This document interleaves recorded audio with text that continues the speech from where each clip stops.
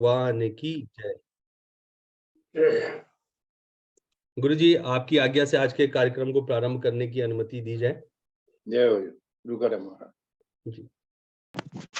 आरती शुरू करें महाराज जी।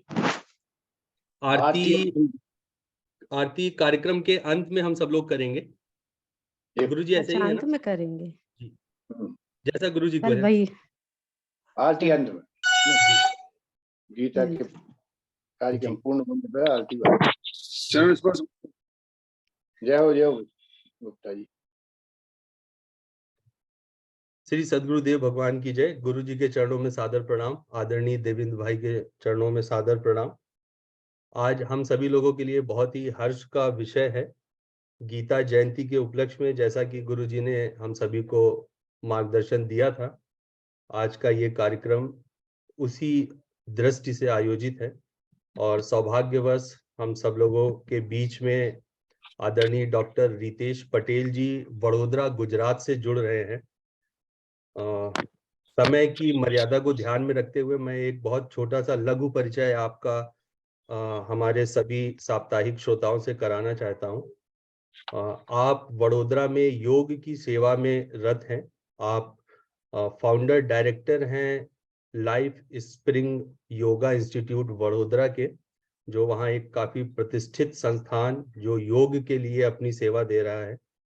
आपका 15,000 घंटे से अधिक का योगा और योगा से संबंधित अध्ययन अध्यापन का अनुभव है। पिछले 10 वर्षों से आप बहुत गंभीर रूप से योगा के क्षेत्र में, योगा की सेवा में लगे हुए हैं। आप आयुर्वेद में BAMS की डिग्री प्राप्त कर उस क्षेत्र में भी आपने सेवा की है। फिर समयांतर में आपने जीवन के उद्देश्यों को प्राप्त करने के लिए और जो आपकी अंतर्मुखी यात्रा है उसको और बहिर्मुखी करने के लिए आपने अपना झुकाव योगा की तरफ किया।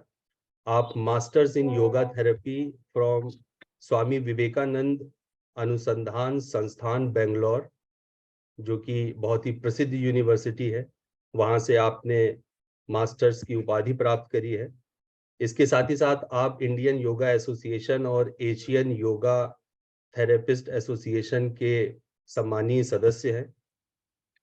21 से अधिक वर्षों से आप योग और योग से संबंधित क्षेत्रों में अपना योगदान कर रहे हैं। आप योग निकेतन बड़ोदरा में विजिटिंग फैकल्टी के तौर पर रहे हैं। आप व्यासा योग संस्थान सिंगापुर और आदि योग हनोई वियतनाम में अपनी सेवाएं देते हैं। इस प्रकार से आपका देश और देश के बाहर योगा की सेवा में और योग की सेवा में एक अतुलनीय योगदान निरंतर जारी है। बहुत कुछ है आपके बारे में कहने को। आपके और आदरणीय रितेश जी के बीच में मैं किसी प्रकार की बाधा न बनते हुए एक छोटा सा परिचय उनको अपने श्रोताओं से, अपने गुरु भाइयों से और अपनी गुरु परंपरा से कराते हुए मैं उनसे अनुरोध करूंगा कि वो कार्यक्रम की दिशा योग और योग से संबंधित अपने अनुभव से हम लोगों को अवगत कराएं। रितेश जी, ये कार्यक्रम विगत 2 वर्षों से अधिक समय से कोरोना काल से प्रारंभ हुआ, गुरु जी के मार्गदर्शन में और उनकी प्रेरणा से, जहां पर महायोग परंपरा के समस्त साधक गण और गुरुजन साप्ताहिक रूप से इस कार्यक्रम में जुड़ते हैं। यहाँ पर हम पिछले 2 वर्षों से श्री गीता जी और उन्हीं से संबंधित विषयों पर जो ध्यान योग और हमारी सनातन परंपरा को पुष्ट करे उस दृष्टि से 1.5 घंटे का एक इंटरेक्टिव सत्संग करते हैं। इसका लाभ कोरोना में किस रूप में हम लोगों को मिला वो हम सभी लोग परिचित हैं उससे। ये एक गंभीर प्लेटफॉर्म है जहां पर समर्थ गुरुजनों के मार्गदर्शन में हम लोग अपनी एक अंतर यात्रा लेकर आगे बढ़ रहे हैं।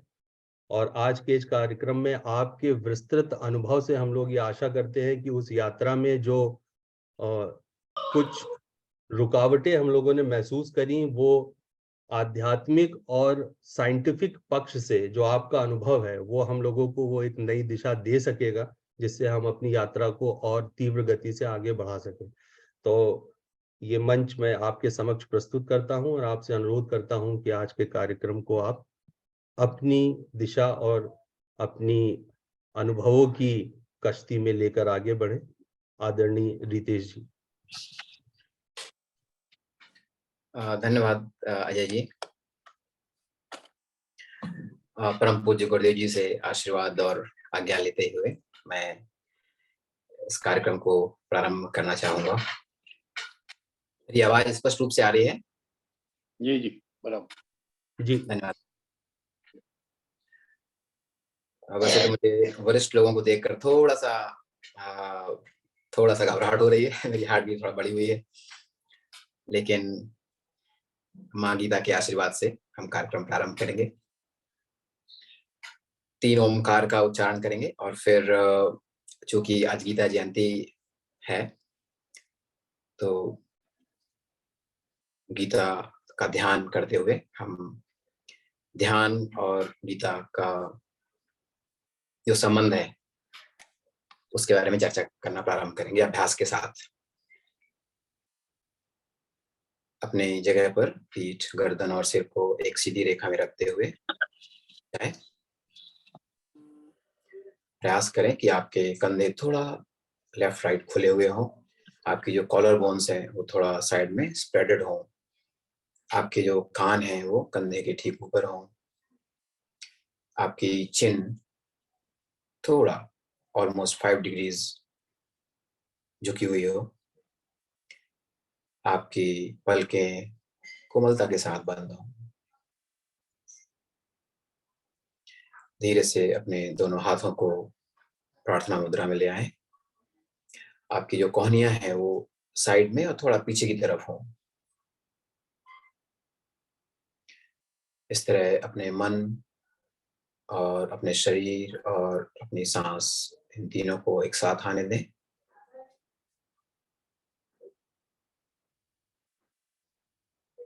सारे विचारों को बाहर छोड़ते हुए धीरे धीरे श्वास लेकर ओमकार का उच्चारण करें और उसे 3 बार दोहराएं।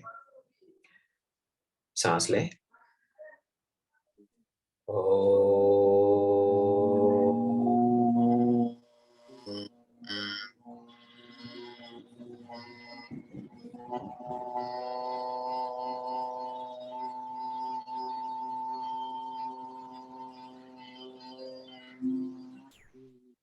एक सांस लें।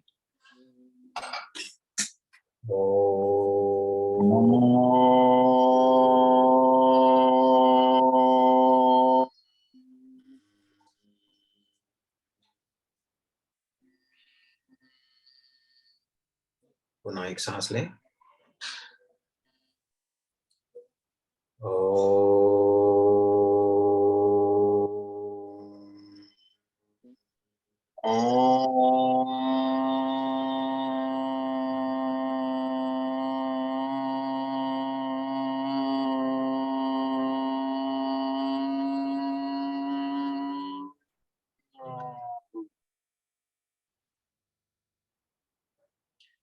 मैं गीता ध्यान के प्रथम 2 श्लोकों का उच्चारण करूंगा।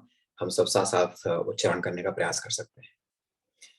ओम पार्थाय प्रतिबोधितां भगवता नारायणेन स्वयं व्यासेन ग्रथितां पुराण मुनिना मध्ये महाभारतम् अद्वैत अमृत वर्षिणीं भगवतीं अष्टादशाध्यायनीम् अम्ब त्वाम् अनुसन्दधामि भगवद्गीते भवद्वेषिणी।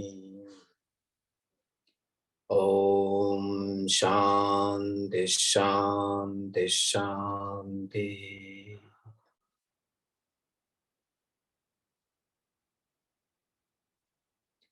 परम पूज्य गुरुदेव जी के चरणों में सादर प्रणाम करते हुए और आप सभी का अभिवादन करते हुए मैं आज का जो विषय है भगवद गीता में ध्यान, और जैसा कि भाई अजय ने कहा था कि ध्यान जिस तरह से श्लोकों का वर्णन है उनको अगर हम प्रायोगिक रूप में लाना चाहें तो उनका उपयोग किस तरह से कर सकते हैं, इस पर विशेष ध्यान दें। तो मैं आप लोगों से प्रार्थना करूंगा कि आपके समक्ष अगर गीता है तो उसे खोल कर रखें 6वें अध्याय को, ताकि हम उन शब्दों को, मेरा प्रयास रहेगा कि हम, गीता तो सभी लोग सुधीजन है यहाँ पर, सभी ने बहुत बार पढ़ी होगी, उन शब्दों पर विशेष ध्यान देने का प्रयास करेंगे और उन्हीं शब्दों का जो गूढ़ अर्थ है उनको समझते हुए उन्हें हम अपने अभ्यास में लाने का प्रयास करेंगे।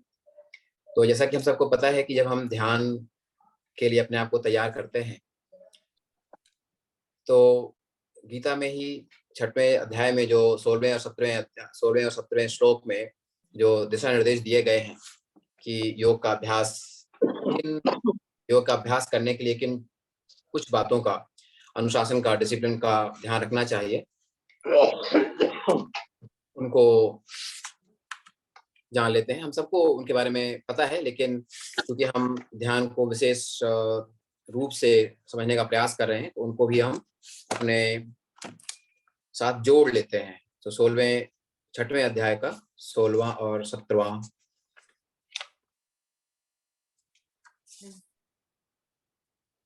श्लोक।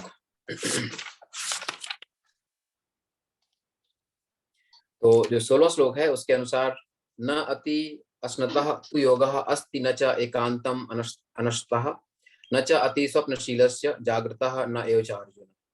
हे अर्जुन, योग ना तो बहुत खाने वाले का और ना ही बहुत बिल्कुल ना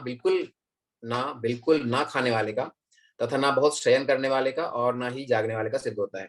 तो यदि हमारे मन में यह है कि अगर हम योगी हैं तो हमारी भूख बहुत कम हो जाएगी या बहुत ज्यादा बढ़ जाएगी, या हमारी नींद कम हो जाएगी या ज्यादा हो जाएगी, तो ऐसा नहीं है। सामान्य रूप से अगर हमको ध्यान का अभ्यास करना है तो हमारा सोना, जागना और खाना पीना सामान्य होना चाहिए, जैसा कि सामान्य लोगों का होता है।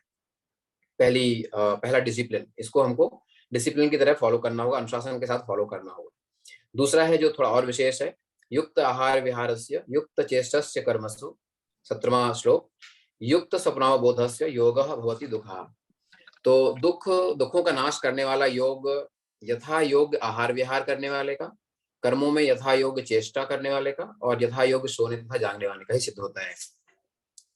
तो इसलिए मालूम पड़ता है कि वो कहते हैं एप्रोप्रिएट, युक्त होना चाहिए। तो युक्त देश काल वातावरण के अनुसार हम उसे व्यक्तिगत रूप से जहां भी हम हैं, जिन परिस्थितियों में हैं उनके अनुसार, लेकिन डिसिप्लिन में होना चाहिए। हमारा खाना पीना, हमारा उठना बैठना, हमारा सोना जागना और हमारे कर्म। अगर हम अपने आप को इस तरह से तैयार करते हैं तो निश्चित ही हमको ध्यान करने में सुविधा होगी।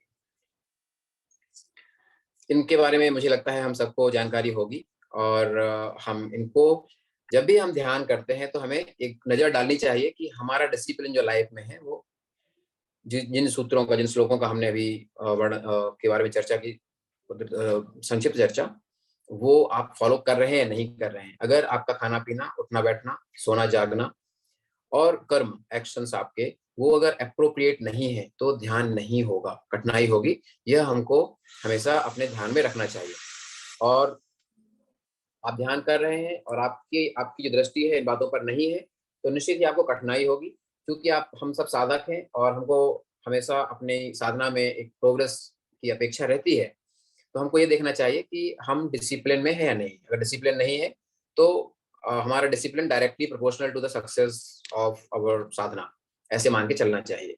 तो आप देखें कि अगर पिछली रात को नींद नहीं हुई है और आप ध्यान कर रहे हैं, ध्यान नहीं हो रहा है, तो आप निसंदेह कह सकते हैं कि पिछली रात को नींद ठीक नहीं हुई है, इसलिए ध्यान नहीं होगा। तो इस तरह से इन श्लोकों को हमको बहुत हल्के में नहीं लेना है, इनको बहुत गंभीरता से लेना है, क्योंकि ध्यान के लिए शरीर का उपयोग, शरीर एक साधन की तरह इस्तेमाल होता है, उपयोग में आता है, और शरीर की अपनी कुछ सीमाएं हैं, शरीर के अपने कुछ डिसिप्लिन हैं। उन डिसिप्लिन को अगर हम फॉलो नहीं करेंगे तो हमको शरीर का सहयोग नहीं मिलेगा और हमको मन को साधने में बहुत बहुत ज्यादा कठिनाई होगी। अगर हम ऐसे साधक नहीं है जो बहुत उच्च अवस्था में है, जिनको शरीर की आवश्यकता नहीं है, तो अगर हम, जैसे कि पतंजलि योग में पतंजलि कहते हैं तीव्र संवेगना आसन्ना, मृदु, मध्य, अधिक, मतलब माइल्ड, मॉडरेट और इंटेंस। इन 3 तरह के साधना जो हमारे संकल्प हैं, इनका अगर हम उपयोग करते हैं तभी हम अपनी साधना में आगे बढ़ सकते हैं। एक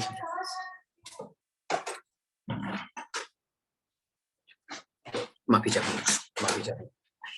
और इस तरह से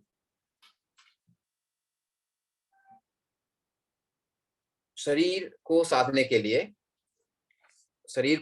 के लिए हम पतंजलि योग सूत्रों का भी थोड़ा सहारा लेंगे। मुझे केवल 30 सेकंड की माफी दीजिएगा प्लीज।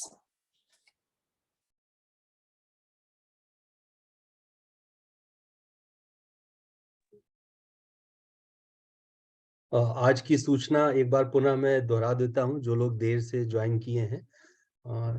गीता जयंती के रूप में, जैसा कि गुरु जी के द्वारा निर्देशित था, हम सभी लोग गीता जी की पुस्तिका अपने समक्ष रखें और कार्यक्रम के अंत में गीता जी की आरती से हम कार्यक्रम का समापन करेंगे। तो अगर आपने अपने समक्ष गीता जी की प्रति नहीं रखी है तो बीच में ये समय आप उस पुस्तिका को लाकर अपने निकट अपने पास रख लें। अजय भाई, आपने बोला कि साप्ताहिक आपका होता है गीता पाठ बता रहे हैं, तो इसमें आप क्या श्लोक डिस्कस करते हैं, कैसे होता है, मैं जानना चाहूंगी।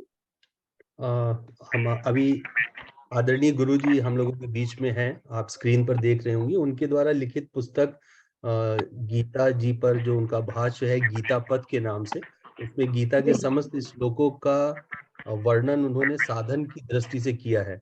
तो हम लोग उसी क्रम में अध्याय 13 में आजकल गुरु जी के मार्गदर्शन में आगे बढ़ रहे हैं। तो श्लोक सारे गीता जी के ही हैं, लेकिन उनका जो व्याख्यान है वो केवल साधन के पक्ष से, जो साधन में उपयोगी है उस दृष्टि से हम करते हैं प्रत्येक रविवार। जी रितेश जी।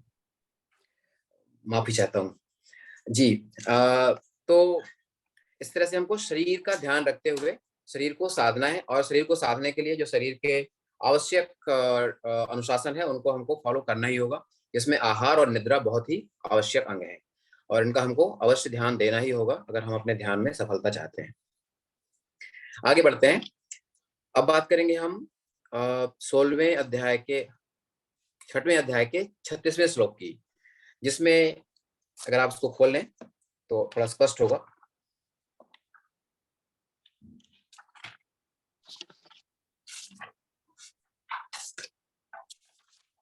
छत्तीसवां श्लोक जो ये कहता है कि जिसका मन वश में किया हुआ नहीं है, ऐसे पुरुष द्वारा योग दुष्प्राप्य है, और वश में किए हुए मन वाले प्रयत्नशील पुरुष द्वारा साधन से उसका प्राप्त होना सहज है। तो संक्षिप्त में इसको ऐसा समझते हैं कि अगर हमारा मन वश में नहीं है तो ध्यान नहीं होगा। भगवान कृष्ण अर्जुन से कहते हैं कि अगर मन वश में नहीं है, ऐसे पुरुष द्वारा योग दुष्प्राप्य है। इसीलिए हम यहाँ से ये मानते हैं कि हमको मन को वश में करना ही होगा अगर हम ध्यान में सफलता चाहते हैं।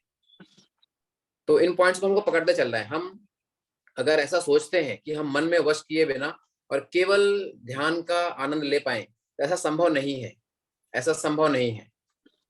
इसलिए अगर आप मन पर काम किए बिना ध्यान करना चाहते हैं और ईश्वर की कृपा प्राप्त करना चाहते हैं, तो ये संभव नहीं है, प्रिंसिपली संभव नहीं है। भगवान कृष्ण स्वयं कह रहे हैं कि मन को वश में करना ही होगा, और अगर मन वश में नहीं है तो योग दुष्प्राप्य है, डिफिकल्ट टू अचीव। ऑलमोस्ट यहाँ भी कहेंगे अगर गुरु कृपा ना हो तो इम्पॉसिबल टू अचीव। लेकिन गुरु की कृपा में भी यही होता है कि आपका मन वश में आ जाता है। तो मन तो वश में आपको करना ही होगा। इस बात को ध्यान में रखते हुए अब और आगे बढ़ते हैं, और अब हम आते हैं 6वें चैप्टर के 11वें श्लोक पर, जो ये कहता है। अब हम इन बातों का ध्यान में रखते हुए हमको 2 बातें ध्यान में रखनी है। एक तो हमारा आहार विहार, हमारा सोना और जागना, और हमारे कर्म एक्शंस हमारे एप्रोप्रिएट होने चाहिए। दूसरा, हमारे मन में लगातार यह बात होनी चाहिए कि हमारा मन नियंत्रण में होना चाहिए, तभी योग संभव है। और इन 2 बातों का ध्यान रखते हुए अब हमको ध्यान के लिए बैठना है। तो 11वां श्लोक जहां पर भगवान कृष्ण बताते हैं कि शुद्ध भूमि में, जिसके ऊपर क्रमशः कुशा, मृगछाला और वस्त्र बिछे हैं, ना बहुत ऊंचा है ना बहुत नीचा है, अपने आसन को स्थिर स्थापन कर आपको बैठना है। तो ये उस समय जिस समय भगवान कृष्ण ने इस बात को कहा होगा, उस समय ये पद्धति थी बैठने की। इस समय भी ऑलमोस्ट वैसी ही पद्धति है। हम जमीन पर बैठते हैं और जो भी हमारे आसन है उसको हम बिछाते हैं, उसके ऊपर बैठते हैं। हमारे आसन ना बहुत ऊंचे होते हैं ना बहुत नीचे होते हैं। उसके बाद क्या करना है, दूसरा जो श्लोक है 12वां, उसमें हमको फिर बताया जा रहा है कि उस आसन पर बैठकर मैं गीता प्रेस गोरखपुर की पदच्छेद अन्वय साधारण भाषा टीका साहित्य वाली जो साधारण पुस्तक, सबसे साधारण और सबसे इजी और मुझे सबसे प्रभावी लगती है, उसको रेफर कर रहा हूँ। तो आप लोग भी उसको, अगर आपके पास है, उसको डायरेक्टली रेफर कर सकते हैं। तो जो अर्थ भी है मैं उन्हीं का अर्थ पढ़ रहा हूँ। उस आसन पर बैठकर चित्त और इंद्रियों की क्रियाओं को वश में रखते हुए मन को एकाग्र करके अंतःकरण की शुद्धि के लिए योग का अभ्यास करें। तो फिर हम यहाँ पर एक शब्द को पकड़ते हैं। जैसे हम हर एक शब्दों पर विशेष ध्यान दे रहे हैं। हमको केवल ऐसा नहीं समझना चाहिए कि गीता में जो श्लोक लिखे हैं उनके जो गाइडलाइंस हैं उनको हम एक लाइन में ट्रांसलेट करके और उसको करने का अभ्यास करें। मुझे ऐसा लगता है व्यक्तिगत अनुभव से कि उन शब्दों में, एक एक शब्द में जो निहितार्थ है वो बहुत ही प्रभावी है। और अगर हम उसको समझ पाते हैं तो निश्चित ही हम एक ही सेशन में हमारे अनुभव को बढ़ा सकते हैं। तो जो यहाँ पर कहा गया है, चित्त और इंद्रियों की क्रियाओं में वश में रखते हुए, तो जब आप ध्यान के लिए बैठते हैं तो आपको क्या करना है, चित्त और इंद्रियों की क्रियाओं को वश में रखना है। अब ये जितना कहना आसान है उतना करना आसान नहीं है। बहुत ही कठिन काम है, सबसे कठिन काम है इस संसार का मन को वश में करना। तो अब हमको चूंकि साधना करना चाहते हैं, ध्यान करना चाहते हैं, तो हमें क्या करना चाहिए। तो यहाँ हम गीता के बाद में, मतलब जब गीता कही गई उसके बाद में पतंजलि योग सूत्र आया। तो गीता के जो निहितार्थ हैं उनको और स्पष्ट करने के लिए, खासतौर से जो महर्षि पतंजलि का योगदान कहा जाता है कि गीता में जिस तरह से योग को बताया गया, डिस्क्राइब किया गया, वो पद्धति में लाने के पहले सिद्धांत हैं। गीता में सिद्धांत हैं और महर्षि पतंजलि ने टेक्निक्स दी कि एग्जैक्टली करना कैसे है।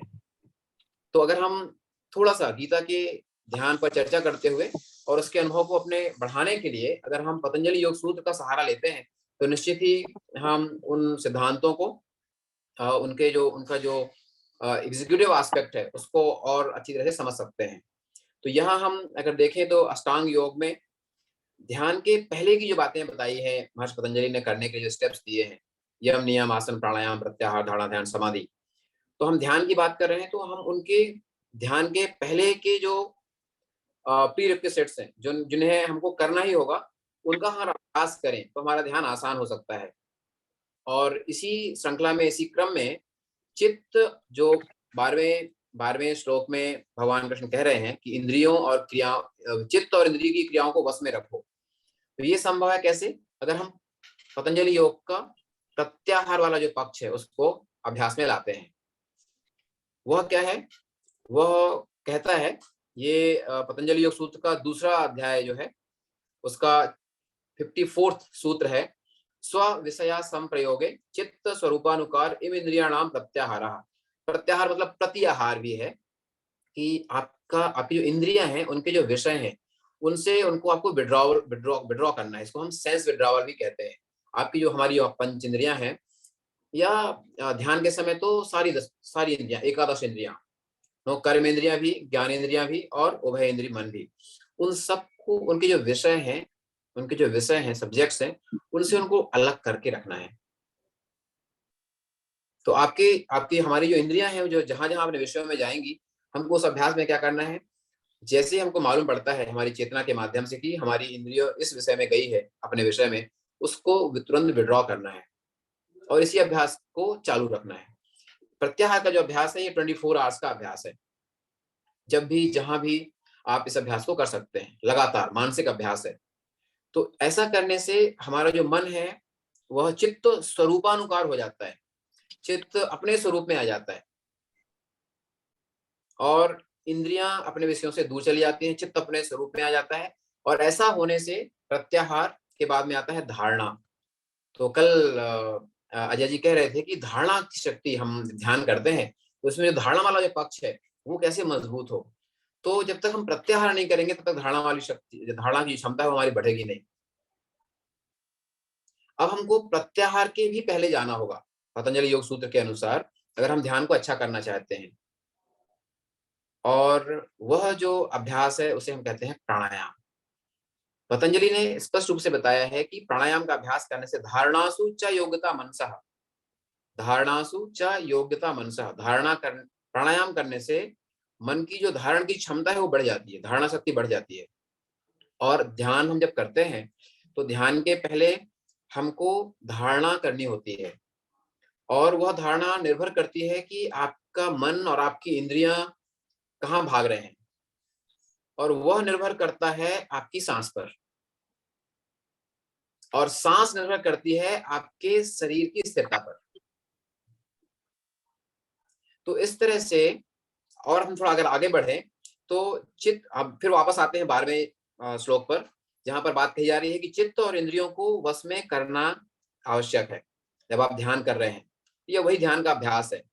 तो यह चित्त और इंद्रियों का जो वश में करना है वो प्रत्याहार के अभ्यास से होगा। प्रत्याहार 24 आवर्स का अभ्यास है और मानसिक अभ्यास है, और प्रत्याहार के अच्छे अभ्यास के लिए प्राणायाम की आवश्यकता है। अब प्राणायाम को चौथे अध्याय में भगवान कृष्ण ने जिस तरह से डिस्क्राइब किया है उसे एक बार देख लें। चौथे अध्याय का 29वां और 30वां श्लोक, 29th एंड 30th श्लोक।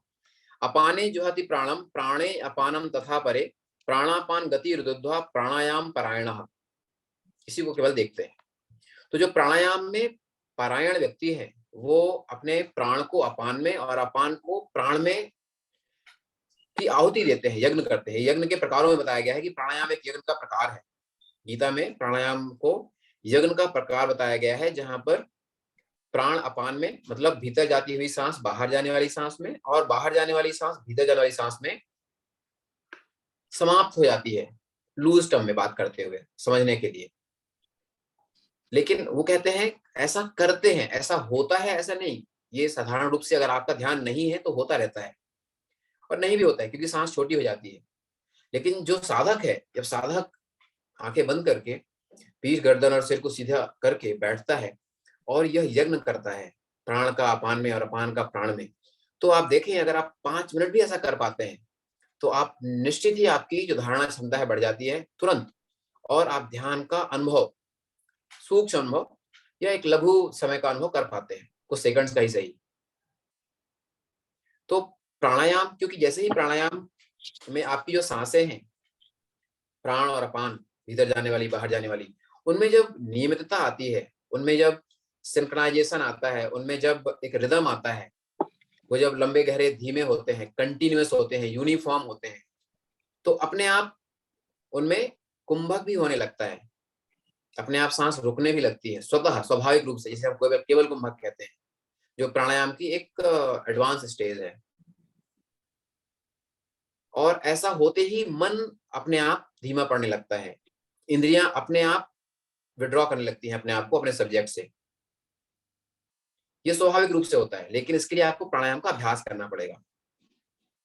तो प्राणायाम में आप अभी हम 2 मिनट का अभ्यास कर सकते हैं। आप पीठ गर्दन और सिर को सीधी रेखा में करके बैठे और अपना ध्यान अपनी सांस पर ले जाएं, और केवल सांस को देखें। जैसी भी आपकी सांस चल रही है, जो सांस भीतर जा रही है वह बाहर आने वाली सांस में समाप्त हो जाती है। मतलब जो सांस भीतर जा रही है वह एक बिंदु पर समाप्त होकर बाहर आने वाली सांस में कन्वर्ट हो जाती है। उस बिंदु को आपको देखना है, उसे जानना है कि कब आपकी भीतर जाने वाली सांस किस मोमेंट में, किस क्षण में बाहर जाने वाली सांस बन जाती है, और किस क्षण में बाहर जाने वाली सांस भीतर जाने वाली सांस में कन्वर्ट हो जाती है। When your inhalation becomes exhalation and when your exhalation becomes inhalation, उस संधि को आपको देखना है, उस संधि को आपको देखने का प्रयास करना है। तो आप देखिए इस पूरे प्रयास में आपको आपकी सांस के एक एक मोमेंट का ध्यान रखना होता है, और हो सकता है उस क्षण आपकी जो चेतना है, आपकी जो अवेयरनेस है, थोड़ी सी स्लिप हो जाए, उस समय आपको स्पष्ट रूप से ना मालूम पड़े कि कब सांस एग्जैक्टली कन्वर्ट हुई है इनहेलेशन एक्सहेलेशन में, एक्सहेलेशन इनहेलेशन में। लेकिन अगर आप थोड़ा भी ध्यान रख पाते हैं और उस मोमेंट को देख पाते हैं, तो 2-4 साइकिल्स के अनुभव के बाद में आप अपने मन की गति को देख सकते हैं या मन की स्थिति को देख सकते हैं। तो इस तरह से हमें ये गीता के माध्यम से बताया हुआ जो श्लोक है, अगर हम इसमें पतंजलि योग सूत्र या जो आजकल की पद्धतियां हैं, नाड़ी शुद्धि आदि आदि प्राणायाम, उनका भी उपयोग करते हैं, तो उनसे भी हमको सफलता मिलती है। तो इससे भी मालूम पड़ता है कि ध्यान करने के पहले प्रत्याहार, और प्रत्याहार की सफलता के लिए प्राणायाम का अभ्यास आवश्यक है।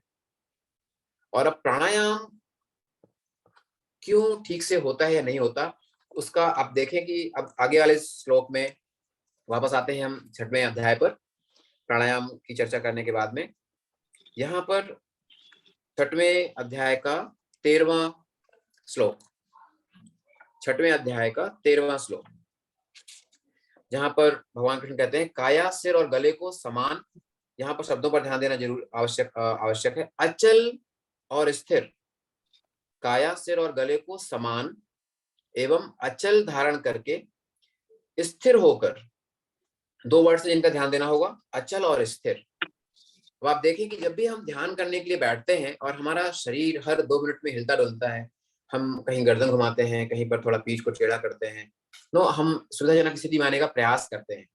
तो इसको पतंजलि ने फिर सप्लीमेंट किया है, बताते हुए कि कैसे आप अपने शरीर को साध सकते हैं। और इसी के लिए एक आसनों की पूरी श्रृंखला है, आसनों का अभ्यास करने की प्रक्रिया है, ताकि आपका जो नियंत्रण शरीर पर अच्छा हो जाए। क्योंकि सांसें जो हमारी हैं वो शरीर और मन दोनों को रिप्रेजेंट करती हैं। शरीर में अगर कोई हलचल होती है तो सांस बदलती है, और अगर मन में कोई हलचल होती है तो सांस बदलती है। और योग में, योग शास्त्र में सांसों का इसीलिए बहुत बहुत उपयोग किया गया है, बताया गया है कि कैसे आप सांसों के माध्यम से शरीर और मन दोनों को साध सकते हैं, और इसका उल्टा भी, शरीर के माध्यम से कैसे आप सांसों को साध सकते हैं और सांस से फिर आप मन की तरफ जा सकते हैं। तो शरीर, सांस और मन, ये एक चेन है। तो अगर हमारे शरीर पर हमारा नियंत्रण नहीं है, अगर हम सीधे नहीं बैठ पा रहे हैं, मान लीजिए उदाहरण के लिए, ये मेरी रुचि का विषय है और इसमें मैंने काफी की कोशिश भी की है। दुनिया के बहुत सारे बड़े बड़े जो योग गुरु हैं, खासतौर से आज के समय में जो इस तरह के योग गुरु हैं, उनकी क्लासेस में अटेंड करके जानने का प्रयास किया है। ये जो अचलता है, स्थिरता है, इसके लिए हमको कितना प्रयास करना पड़ेगा, क्योंकि जब तक हम अपने शरीर में स्थिरता और अचलता नहीं लाते, तब तक सांस पर नियंत्रण नहीं हो पाता है। और सांस पर नियंत्रण नहीं होता है तो मन को साधना मुश्किल है। ये एक पक्ष है, अभी हम दूसरे पक्ष पर और भी आएंगे। तो अचल और स्थिरता के लिए आपको शरीर का अभ्यास, चाहे वो शारीरिक व्यायाम हो या आसन हो, जैसे हम कहते हैं ना कि एक आसन की सिद्धि के लिए कितना समय लगता है, एक आसन आप 12 मिनट कर पाए बिना किसी हलचल के। मान लीजिए हम सर्वांग आसन कर रहे हैं, शीर्षासन कर रहे हैं, वहां भी आपकी सांस लंबी, गहरी और धीमी होनी चाहिए। तो आप देखिए उस स्थिति में रहकर अपनी सांसों को नियंत्रण में लाना, और उस समय भी आपकी सांस कैसी होगी, जैसे हमने चौथे अध्याय के श्लोक में चर्चा की है, अपाने जुहति प्राण, प्राणे जुहति अपान। मतलब उस समय भी आपकी सांस लंबी, गहरी और धीमी होनी चाहिए। तो इस तरह से जब हम आसनों का अभ्यास करते हैं, कठिन से कठिन आसन करते हुए भी जब आपकी सांस नियंत्रण में बनी रहती है, तब संभावना है कि जब आप आसन के लिए, ध्यान के लिए बैठे, तो आपकी सांसें आपको डिस्टर्ब ना करें और आपका शरीर आपको डिस्टर्ब ना करे। तो पतंजलि इस बात का बहुत ध्यान रखते हैं, इसीलिए प्राणायाम के पहले वो आसन का जिक्र करते हैं। आसन, प्राणायाम, प्रत्याहार, तो ये तीन जो स्टेप्स हैं, इन पर हमको ध्यान देना होगा। आसन, प्राणायाम और प्रत्याहार, जब ये 3 स्टेप्स जो हैं, अंग हैं, इन पर हमारा नियंत्रण बढ़ेगा, तब हम धारणा और ध्यान की तरफ जा पाएंगे। और तब जो 12वें श्लोक में भगवान कहते हैं चित्त और इंद्रियों को वश में करना, तब हमसे संभव हो पाएगा चित्त और इंद्रियों को वश में करना। ये केवल शरीर का पक्ष है। शरीर के हिलने डुलने से आपका ध्यान कितना बिगड़ सकता है, अभी हम इसकी बात कर रहे हैं। लेकिन मन को वश में करने के लिए इंद्रियां और चित्त का जो पक्ष है, इंद्रियों वाला जो पक्ष है, वो इतना आसान नहीं है। क्योंकि हमें सब पता है, हम यहाँ पर कहना चाहते हैं कि चैप्टर 6 का जो चैप्टर 6वें चैप्टर का 14वां श्लोक है, इसके ठीक बाद वाला, कि काया सिर गले को समान अचल धारण करके स्थिर होकर अपनी नासिका के अग्रभाग पर दृष्टि जमाकर दिशाओं को ना देखता हुआ। और फिर अगला श्लोक कंटिन्यू होता है, प्रशांतात्मा विगत भीह ब्रह्मचार्य व्रते स्थितः मनः संयम्य मंचितः युक्तः आसीत मत्परः। ब्रह्मचारी के व्रत में स्थित, भय रहित, भली भांति शांत अंतःकरण वाला सावधान योगी मन को रोककर मुझ में चित्त वाला मेरे परायण होकर स्थित होवे। तो ये इतना आसान नहीं है। अब इन शब्दों को देखिए, ब्रह्मचारी के व्रत में स्थित, इसका मतलब है कि जब हम ध्यान में बैठते हैं तो हमारे मन में क्या चल रहा होता है। भय रहित हमारे अंदर किस तरह की स्थिति होती है, भय या अभय की। भली भांति शांत अंतःकरण वाला, हमने अपने कर्मों से दुनिया में आग लगा रखी है और हम यहाँ बात करते हैं कि हम जब ध्यान में बैठे तो हमारा मन शांत हो जाए। ये संभव नहीं लगता है आधुनिक जीवन में। तो ये इतनी सारी शर्तें बताने के बाद में हमारा ध्यान होगा। सो ब्रह्मचारी के व्रत में स्थित, भय रहित, भली भांति शांत अंतःकरण वाला सावधान योगी मन को रोककर। तो यहाँ पर फिर हम पतंजलि योग सूत्र से महर्षि पतंजलि का सहयोग ले सकते हैं और उन्होंने जो यम बताए हैं, क्योंकि जब हम ध्यान में बैठते हैं तो निश्चित ही हमारे मन में तरह तरह के विचार आते जाते रहते हैं। बहुत कठिन है अपने विचारों को समझना। क्षमा करेंगे रितेश जी, मैं अपराध बोध से ग्रसित, लेकिन आपको समय सीमा हमारी है तो 5 मिनट मुझे मिल सकता है। बिल्कुल बिल्कुल जी। तो सत्य, अहिंसा, अस्तेय, ब्रह्मचर्य और अपरिग्रह, अगर हम हमारे विचारों को कैटेगराइज कर लें, जब हम साधन में बैठते हैं तो हमारे जो विचार हैं वो कहीं ना कहीं 5 कैटेगरीज में आ जाएंगे। या कि वो असत्य की कैटेगरी में होंगे, या कि वो हिंसा की कैटेगरी में होंगे, या कि वो अस्तेय मतलब चोरी करना की कैटेगरी में होंगे, या अब्रह्मचर्य की कैटेगरी में होंगे, या अपरिग्रह मतलब संचय की कैटेगरी में होंगे। तो अगर हम इन सारी कैटेगरीज में अपने विचारों को कैटेगराइज कर दें और जब हम ध्यान में बैठे तो उनको हम पुश करते रहें, दूर फेंकते रहें, या हम दिन भर इसका अभ्यास कर सकते हैं। या जैसे ही जिस क्षण हमारे मन में असत्य का विचार आता है तो हम यह अपने आप को रिमाइंड करा सकते हैं कि मैं ध्यान साधक हूं और मुझे ये विचार नहीं चलेगा। और ऐसा अभ्यास करते करते निश्चित ही जब हम ध्यान में बैठेंगे तो वह विचार धीरे धीरे कुछ समय के अभ्यास के बाद में लुप्त होने लगेंगे। ऐसा मैंने अपने व्यक्तिगत अनुभव में भी देखा है। तो इस तरह से हम 14वें श्लोक का जो शब्द है जो उन्हें स्पष्ट रूप से मेंशन किए हैं, ब्रह्मचर्य, भय रहित और अंतःकरण में शांति वाला व्यक्ति, तो जब तक हम इन विचारों को मैनेज नहीं करेंगे तब तक हमको मन की शांति नहीं मिलेगी और हमारा मन ध्यान में बैठते समय अस्थिर होता रहेगा। अब हम आते हैं मुख्य श्लोक पर, जिसे हम ध्यान श्लोक भी कहते हैं, गीता के द्वारा दिया हुआ ध्यान श्लोक, जिसे जो 25वां श्लोक है। 25वां श्लोक मैं समान रूप से अपनी क्लासेस में इसी श्लोक का उपयोग करता हूँ गीता ध्यान कराने के लिए, और जिन्होंने जीवन में कभी भी ध्यान नहीं किया है वो भी कुछ अनुभव कर पाते हैं इसके माध्यम से। तो यह ध्यान क्या है, मेरे ख्याल से यहाँ पर सभी लोग सुधी लोग हैं तो अभ्यास का समय नहीं शायद मिल पाए, इसलिए मैं थोड़ा शब्दों पर जोर देकर और उसे बताने की कोशिश कर रहा हूँ जो हम बाद में उसका अभ्यास कर सकते हैं। शनै शनै उपरमेत बुद्धया धृति ग्रहीतया आत्मसंस्थं मनः कृत्वा न किंचिदपि चिंतयेत्। मतलब शब्दों को पकड़ना है। यहाँ पर इस श्लोक में शब्दों को अच्छी तरह से पकड़ना है धीरे धीरे। तो पहला शब्द है, जब आप ध्यान में बैठते हैं तो स्लो डाउन हो जाइए, धीरे धीरे इस शब्द को पकड़ के रखना है। वैसे कहा भी जाता है कि yoga is nothing but slowing down the mind. तो माइंड को स्लो करने के लिए आपको इन दोनों शब्दों को पकड़ लेना है, शनै शनै, धीरे धीरे। उपरति को प्राप्त होता हुआ, विरक्ति को प्राप्त होता हुआ, निवृत्त होता हुआ, उपरति का मतलब है निवृत्त होता हुआ, धैर्य युक्त और बुद्धि के द्वारा दो शब्दों को यहाँ पर और अच्छी तरह से समझना है, बुद्धि, बुद्धि, और गीता के माध्यम से ही सात्विक बुद्धि। सात्विक बुद्धि कौन सी बुद्धि होती है? आप 18वें चैप्टर का 30वां श्लोक उसे पढ़ लीजिएगा। 18वें चैप्टर का 30वां श्लोक, हे पार्थ, जो बुद्धि प्रवृत्ति मार्ग, निवृत्ति मार्ग, कर्तव्य अकर्तव्य, भय अभय, बंधन और मोक्ष को यथार्थ जानती है, वह बुद्धि सात्विकी है। जब आप ध्यान करने बैठते हैं, जब हम, और उस समय हमारे अंदर जब विचार आते हैं, तो हमारी सात्विक बुद्धि जो है वो हमको बताएगी कि कौन सा विचार रखना है, कौन सा विचार नहीं रखना है। तो पहले तो ये बताएगी कौन सा विचार नहीं रखना है, तो आप उसको हटा दीजिए। कौन सा विचार रखना है उसको रख लीजिए, और फिर धीरे धीरे और भी प्रयास कीजिए कि जिस विचार को रखना है उसको भी छोड़ देना है, क्योंकि आपको उपरति करना है, उससे भी निवृत्त होना है, सब कुछ निवृत्त होना है, मन को एकदम खाली करना है। तो पहले नहीं चाहिए उसको हटाइए, फिर जो बचाया है उसको छोड़िए, और इस पूरे अभ्यास में आपको सबसे ज्यादा जो आवश्यकता पड़ेगी वो है धृति की, धैर्य की, फॉर्मनेस की, फॉर्टिट्यूड की।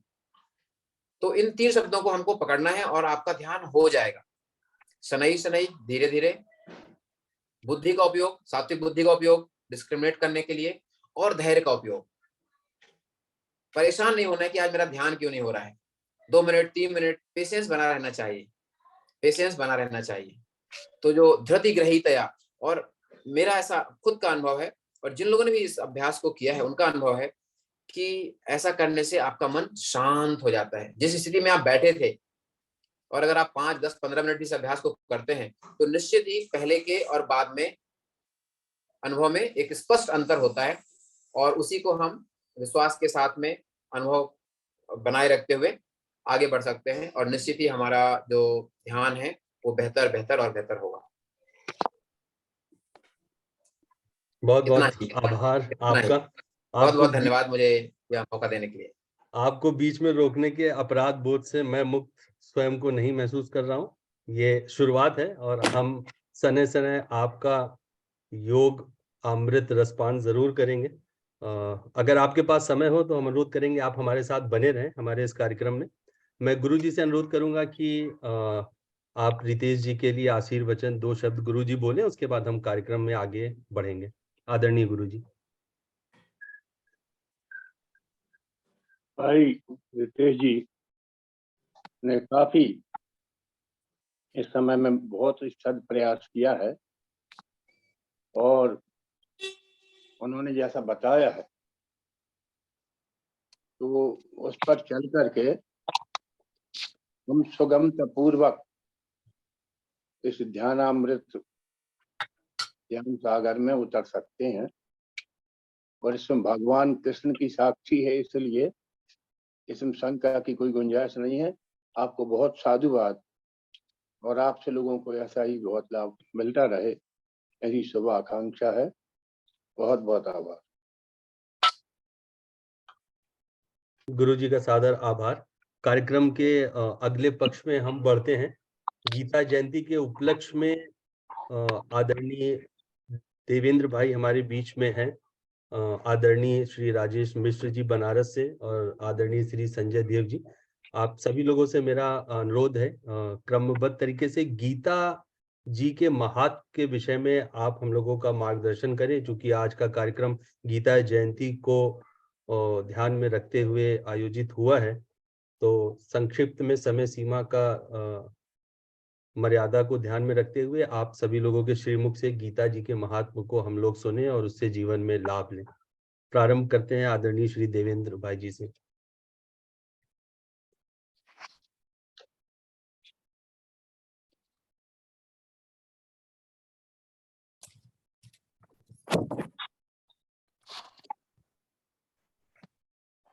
ओम नमो नारायण।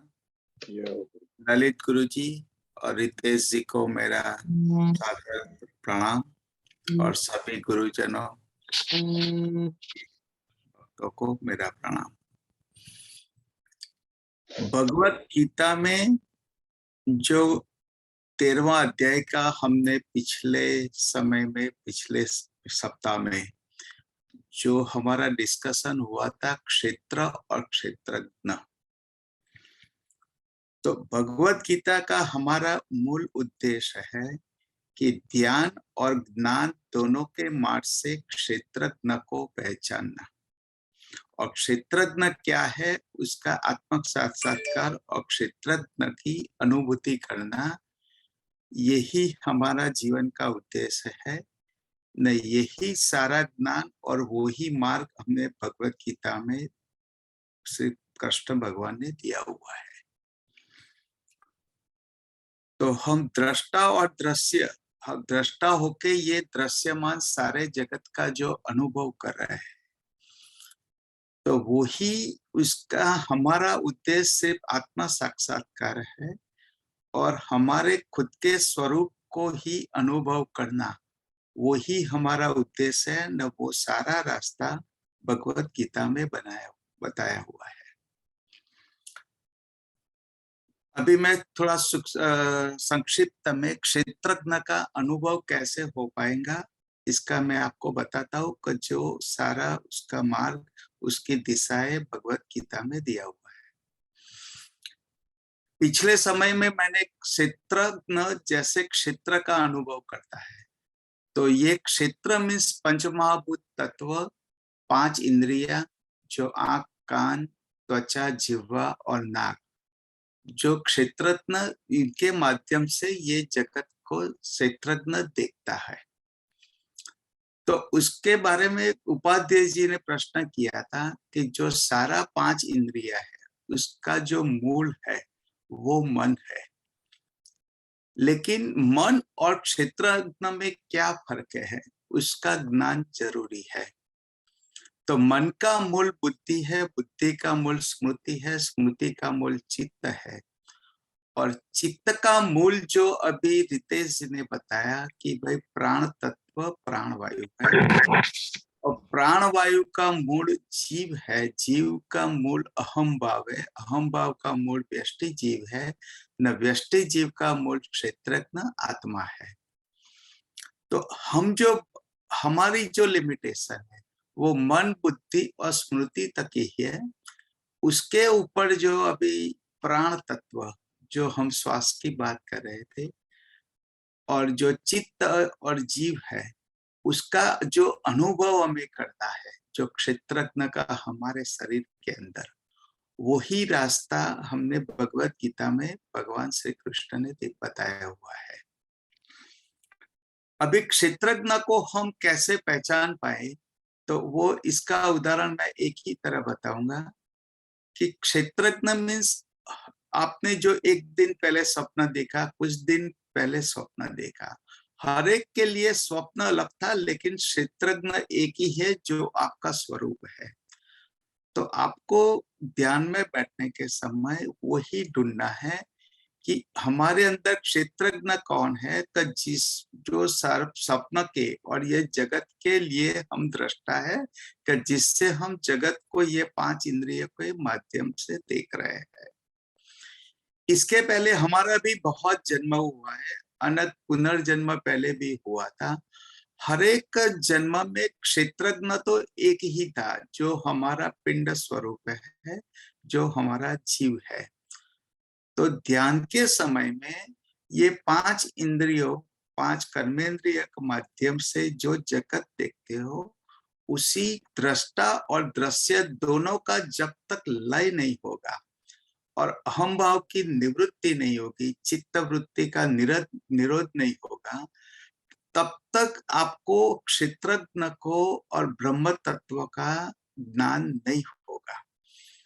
तो योग वशिष्ठ रामायण में यही बताते हैं कि भाई जब आप ध्यान साधन में बैठते हो, तो ये जो दृष्टा भाव से ये 5 इंद्रियों के माध्यम से जो जगत देख रहे हो, वो दृष्टा और दृश्य दोनों का जब तक अभाव नहीं होगा और आप क्षेत्रज्ञ में लीन नहीं होगे, तब तक ब्रह्म तत्व की आपको अनुभूति नहीं होगी। तो ब्रह्म तत्व की और क्षेत्रज्ञ की जो अनुभूति है वो सविकल्प समाधि में ही क्षेत्रज्ञ की अनुभूति होती है, और निर्विकल्प समाधि में क्षेत्रज्ञ परब्रह्म में लीन हो जाता है, वो जीव और शिव का मिलन है। तो ये जो सारा रास्ता है वो जो सारा मार्ग है वो भगवत गीता में दिया हुआ है, और हम सब जो कुंडलिनी शक्ति और ध्यान योग के माध्यम में है, जो हमें गुरु परंपरा में जो कुंडलिनी शक्ति की दीक्षा मिली है, तो वो ही हमारे लिए वो उच्चतम रास्ता है। और सहयोग योग के माध्यम से हम क्षेत्रज्ञ का अनुभव करें, वही हमारा उद्देश्य है, वही हमारे लिए पुनर्जन्म से निकल के मुक्ति का मार्ग है। ओम नमो नारायण। बहुत बहुत साधुवाद आदरणीय श्री।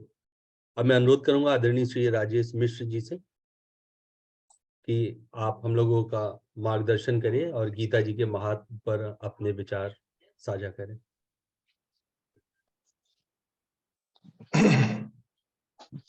ओम अज्ञानतिमिरान्धस्य ज्ञानाञ्जनशलाकया चक्षुरुन्मीलितं येन तस्मै श्री गुरु। पूज्य श्री गुरुदेव के श्री चरणों में बारंबार प्रणाम। देवेंद्र भाई जी को प्रणाम, संजय भैया को प्रणाम, रितेश पटेल जी तथा अन्य सभी साधक भाइयों को प्रणाम। आज विशेषतः हम अपने समूह में से बहुत से गुरु जी का भी और मेरा भी और इसके अतिरिक्त कई लोगों का दीक्षा की भी तिथि है। आज ही के दिन हम लोगों की दीक्षा हुई थी। तो जिन साधक भाइयों बहनों की आज दीक्षा हुई उन सबको शुभकामनाएं और बधाइयां। गीता एक तरह से यदि देखा जाए तो विश्व पटल पर भारत की सर्वोत्कृष्ट देन है। एक तरह से रामचरितमानस में चीजें बहुत सरल हैं, लेकिन वो भारत और भारत के एक हिस्से तक ही सीमित हैं। लेकिन गीता, श्रीमद् भगवत गीता पूरे विश्व में व्याप्त एक भारत का प्रतिनिधि ग्रंथ के रूप में उसको माना जाता है। इसके कई कारण। अभी जो हम लोग गीता पद पर चर्चा पिछले 1 वर्ष से 1.5 वर्ष से कर रहे हैं और 13वें अध्याय तक पहुंचे हैं, तो धीरे धीरे गीता के प्रति जो एक समझ विकसित हो रही है वो इस रूप में है कि रामचरितमानस का भी मूल चरित्र समन्वयकारी ही है कि विभिन्न पंथों धर्मों के बीच में उस काल खंड में जो अंतराय थे, जो भेद थे, उनको समाप्त करते हुए एक परमात्मा, एक शांति के पथ का अवगाहन करने के लिए लोगों को प्रेरित करना, ये उस ग्रंथ का उद्देश्य उस समय रहा और आज भी वो उसमें सफल करता। उसी तरीके से गीता ने भी दर्शन के स्तर पर, कर्म के स्तर पर, साधना के स्तर पर और सामान्य जीवन जीने के स्तर पर, सभी स्तर पर एक समन्वय पूर्वक, आप कर्म के माध्यम से सत्य को पकड़ना चाहते हैं तो आपके लिए गीता जी में समाधान है। आप योग के माध्यम से पकड़ना चाहते हैं, आपके लिए समाधान है। सांख्य ज्ञान के माध्यम से पढ़ना चाहते हैं, आपके लिए समाधान है।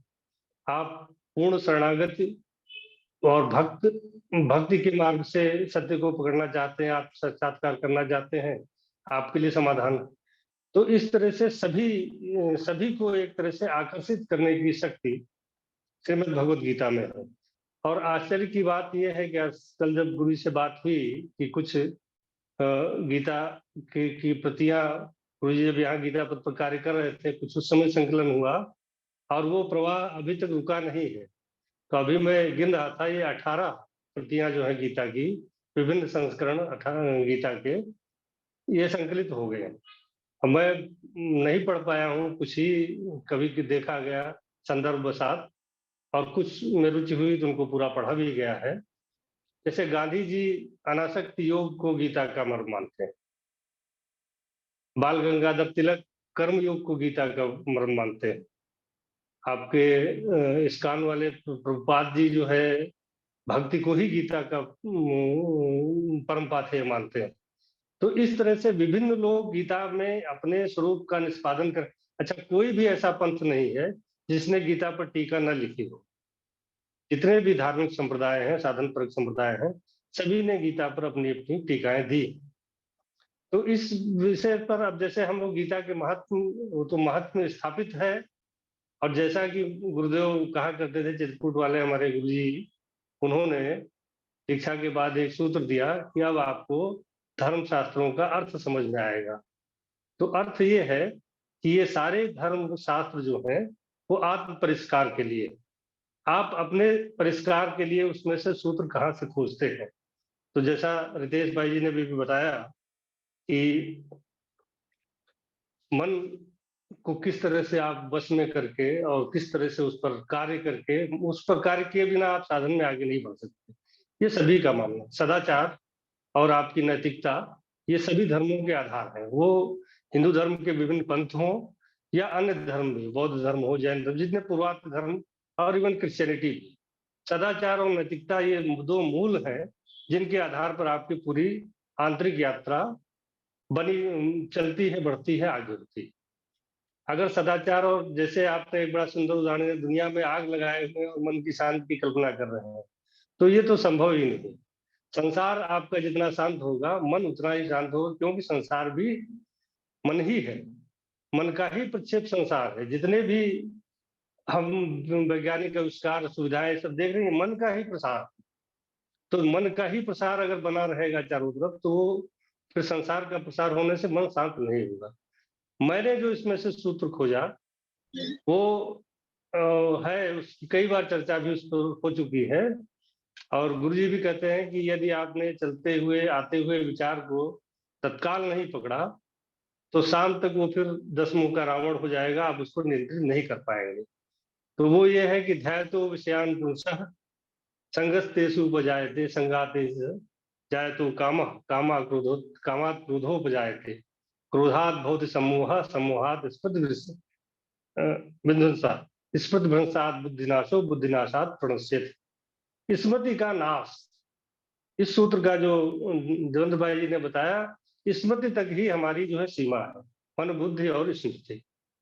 स्मृति क्या, तो स्मृति वो सांख्य का आदर्श भी हो सकती है कि ये सब गुणा गुणेषु वर्तन्ते। स्मृति ये भी हो सकती है कि परब्रह्म परमोत्तर, उसमें हमारी शरणागति।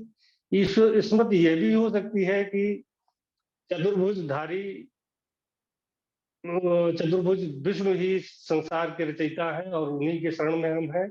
स्मृति ये भी हो सकती है कि आत्मा और परमात्मा का विलय ही मोक्ष है। तो एक स्मृति, जो धारणा जिसको आपने कहा कि एक किसी एक बिंदु पर टिकना, संसार है, तमाम मार्ग हैं, विदना के मार्ग हैं तेते, सरग नखत तन रोआ जेते, लेकिन हमको सभी मार्गों पर 2-2 किलोमीटर चल के लक्ष्य की प्राप्ति नहीं होगी। किसी एक मार्ग पर ही चल करके आगे बढ़ेंगे, कहीं पहुंच सकते हैं। तो वो एक मार्ग, एक धारणा, एक स्मृति निश्चित होना, और उस स्मृति के नाश से फिर जो है हमको हमारा विनाश हो जाता है, हमारा कोई आगे का कोई कार्य, मतलब जो है प्रगति की संभावना क्षीण हो जाती है। तो इस तरह से गीता हमको कई ऑप्शंस देती है कि आप अपनी रुचि के अनुकूल उसमें से कोई भी इस तरह का तत्व निकाल करके आत्म परिष्कार करें, वो प्रेरित करती। और संभवतः इसी वजह से विश्व साहित्य में भारतीय जितने भी ग्रंथ हैं सब महान ग्रंथ हैं। प्रस्थानत्रयी है हमारी, उसमें गीता सम्मिलित है ही। उसके अतिरिक्त भी एक से एक ग्रंथ हैं। अभी एक यहाँ काशी में काशी तमिल संगमम लगा हुआ है, वहाँ तिरुक्कुरल नाम का एक ग्रंथ मिला हिंदी में रचित। पूरा ग्रंथ ही जैसे जो कबीर के दोहे हम बीच बीच में बोलते रहते हैं, रहीम के दोहे बोलते हैं, तमाम लोकोक्तियां हैं, सदाचार को प्रेरित करने वाली तमाम कहावतें हैं जो नैतिकता को स्थापित करने वाली, उन्हीं सबका संग्रह। तो पूरे उत्तर से लेकर के दक्षिण तक समाज में इस तरह के ग्रंथों, सूत्रों, कहावतों, मुहावरों के माध्यम से सदाचार और नैतिकता को प्रेरित करने वाली एक धारा रही, और उसी धारा से निकल करके लोग आध्यात्मिक और धार्मिक धाराओं में जुड़ते थे। तो वो प्रेरणा हमको गीता जो है बहुत ही गंभीर रूप से देती है। और गीता का संदेश अभी जैसे हम लोग देख रहे हैं कि कॉर्पोरेट में भी गीता, यहाँ भी गीता, वहां भी गीता, लक्ष्य अलग हो सकता है। कोई उसको मुक्ति के लिए अपनाता है, कोई कार्यकुशलता बढ़ाने के लिए अपनाता है, कोई किसी कष्ट से निकलने के लिए अपनाता है, लेकिन और वो सबको जो है आश्रय देती है। तो इस तरह से और भगवान ने भी कहा अर्थार्थी कामार्थी सभी के लिए वो जो है एक तरह से पथ प्रदर्शक का कार्य करती है। तो अब इसमें जो दूसरी बात बड़ी महत्वपूर्ण है ध्यातो विषयानुपुंसः के साथ में, वो ये है कि हमको जो सूत्र मिलते हैं उससे वो ये है कि हमारी प्रतिक्रिया, दलाई लामा जी इसको इस तरह से निर्धारित करते हैं कि किसी भी उस पर हमारा रिएक्शन क्या होता है उसी से हमारा व्यक्तित्व निर्मित होता है। हम अपनी प्रतिक्रियाओं पर जितना कार्य करेंगे उतना ही हम संयमित और उतना ही हम जो है सार्थक होते जाएंगे, अपने लिए भी और समाज के लिए भी। तो ये कहीं हम प्रतिक्रिया कर रहे हैं या क्रिया कर रहे हैं, ये जैसे इंस्टेंट रिस्पांस जो होता है, इंस्टेंट रिस्पांस से बच करके जो कहा गया कि मन का आपा खोए, ऐसी वाणी बोलिए मन का आपा खोए और उनको शीतल करे आपो शीतल होए। तो ये आपा मतलब अहंकार, हम प्रतिक्रिया करते हैं अहंकार में कि तत्काल हमारी बात ऊपर हो जाए, जिसने कही है उससे बड़ी बात हम कह दें।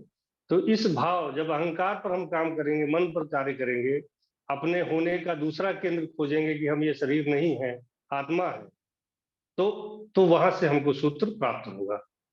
तो ये इस तरह से परिष्कार, अपनी प्रतिक्रियाओं में परिष्कार और अपने विचारों का सतत निरीक्षण, ये तो आरंभिक वो है। इनको किए बिना कोई भी ना तो ध्यान हो सकता है, ना यज्ञ हो सकता है, ना कोई पूजा ही हो सकती है। अगरबत्ती भी अगर दिखा रहे हैं और आपका मन दुकान में ही लगा हुआ है, किसी दुश्मन को जवाब देने के तरीके खोजने में ही लगा हुआ है, तो मुश्किल है। लेकिन हम सभी लोग एक अच्छे मार्ग पर हैं और लंबे समय से हम लोग लगे हुए हैं, और आप सभी लोगों की बीच बीच में प्रेरणास्पद वाणियां भी सुनने को मिलती रहती हैं। और इस बहाने से ये हमारा एक तरह से साप्ताहिक जो ये सत्संग चलता है, ये हमको वैचारिक रूप से और आध्यात्मिक रूप से किस तरह से सबल कर रहा है, ये तो मतलब अन्वीक्षण, जब अंतर्निरीक्षण करेंगे तो ज्ञात होगा। लेकिन इसकी व्याप्ति तात्कालिक ये होती है कि मैं अपना जो अनुभव बता रहा हूँ कि इसके बाद जब आप ध्यान करने बैठेंगे तो आपका मन कहीं नहीं भागेगा, भाग ही नहीं सकता। सत्संग को यदि आपने इसमें शामिल भर हुए हैं, भले ही कुछ ना समझ पाए हों, लेकिन उसके बाद जब ध्यान में बैठते हैं, जितने भी हमारे साधक लोग हैं, तो सबका ये एक मत से शायद अनुभव होगा। इसके आप तत्काल बाद 5:30 बजे खत्म होता है, वैसे सोने के बाद 7 बजे हम लोग बैठते हैं, सबका बहुत सुंदर ध्यान होता है। मुझे तो विशेष रूप से ये शनिवार के शाम का ध्यान बहुत ही आनंददायक और बहुत ही उत्साहवर्धक और बड़ा ही शांतिकारक प्रतीत होता है, और ये लगता है कि वास्तव में एक सीढ़ी ऊपर चढ़े। तो इन्हीं शब्दों के साथ मैं एक बार पुनः रितेश पटेल जी ने समय निकाला, हम लोगों के बीच में आए और आप बार बार आए, आपसे बहुत कुछ सीखने को मिला। और देवेंद्र भाई जी को, गुरु जी को, आप सभी को बारंबार प्रणाम। सतनाथ महाराज की जय। ओम शांति शांति। बहुत बहुत आभार, बहुत बहुत आभार आपका आदरणीय राजेश भैया। मैं अनुरोध करूंगा आदरणीय संजय देव जी से, भैया अगर आप हमारी आवाज सुन रहे हैं तो कृपया आप भी हम लोगों का मार्गदर्शन करें।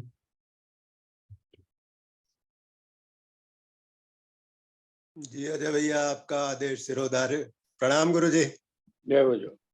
देवेंद्र भाई प्रणाम। हम सब लोगों ने अभी रितेश जी को, गुरु जी का आशीर्वाद, देवेंद्र भाई का, राजेश जी का, गीता पर केंद्रित जो सारी बातें सुनी, तो हम सबके जीवन में गीता माता किस तरह से हमें प्रकाशित कर रही हैं और हमारे जीवन में किस तरह से वो खिल रही है गीता, इसका हम सब रोज बरोज अनुभव करते ही होंगे। मैं जब ये सब की बातें सुन रहा था तो कुछ कुछ मुझको अलग अलग कविताएं याद आ रही थी। मैं 2-2 पंक्तियां वो सुनाता हूँ। भैया आपसे अनुरोध है, आप अपना कैमरा ऑन कर लीजिए प्लीज।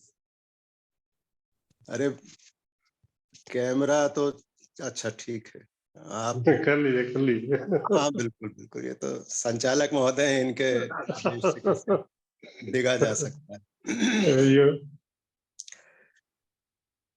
हम लोगों ने गीता में जो गीता के महत्व और उसकी बात करी, तो उसमें और जिसको बार बार कहा गया वो है, उस पर एक कविता याद आती है, तेरे घर के द्वार बहुत हैं, किससे होकर आऊं मैं। फिर जो खाता था वो रहा डाल पर, जो देख रहा था उड़ गया अचानक फल भी लेकर। और अपने मैं के गलते जाने के साथ जिस तरह से हम किसी भी द्वार से चले, मैं गलता चले तो हमें जो मिलना है, हमें जो होना है वो होता चलता है, मिलता चलता है। ये हमारे सबके रोज के अनुभव का है, और यही गीता में से हमें अलग अलग तरह से जानने को, सुनने को, समझने को मिलता ही है। कहे तो मोतियन मांग भरावा, कहे छिटकावा केस, मीराबाई कहती हैं। तो ये इस तरह से ये अपने गीता की जो सर्वव्यापकता है और उसकी जो असीम व्यापकता है, उसमें हम किसी भी छोर से किसी भी तरह से चलते रहें, गलते हुए चलते रहें, इतने की ही जरूरत है। और ये किसी भी परंपरा से जुड़कर जो अपने को उसका जो सुख और जो सुविधा है इन परंपराओं की, जैसे अपनी परंपरा की और भी बहुत सी परंपराओं की, तो यही है कि उसमें हमारा गलना आसान हो जाता है और गीता का हमारे जीवन में उतरना थोड़ा सहज हो जाता है। तो उस सहजता के जो हम सौभाग्य हम लोग अपने जीवन में जी रहे हैं, वो यूं ही जीते रहें, बढ़ते रहें, इसी शुभकामना और प्रार्थना के साथ प्रणाम। बहुत बहुत साधुवाद भैया। अभी हमारे पास समय जो शेष है वो लगभग 25 मिनट शेष है। कार्यक्रम में जो हमारे साथ जुड़े हुए साधक बंधु और अन्य लोग हैं, अगर वो संक्षेप में गीता से कैसे उनके जीवन में कोई साधन के पक्ष में परिवर्तन आया हो, जिसको उन्होंने महसूस किया हो, जो उनके लिए एक उपलब्धि के समान हो, ऐसा कोई अगर किसी के भी जीवन में उदाहरण है, या इस कार्यक्रम से जो लोग जुड़े हैं विगत कुछ महीनों से, कुछ वर्षों से, अगर गीता जी की प्रेरणा से उनके जीवन में कोई एक ऐसा अमूलचूल परिवर्तन महसूस हुआ है, तो वो हमारे बीच साझा कर सकते हैं। कोई भी अपना विचार हमारे बीच में रख सकता है। आदरणीय राजेश सिन्हा जी भी हमारे बीच में जुड़े हुए हैं। अगर आप हमारी आवाज सुन रहे हैं तो अपेक्षा करेंगे कि आपकी तरफ से कोई एक ऐसा अनुभव हम लोगों के साथ जो गीता जी से संबंधित हो, आप साझा करें।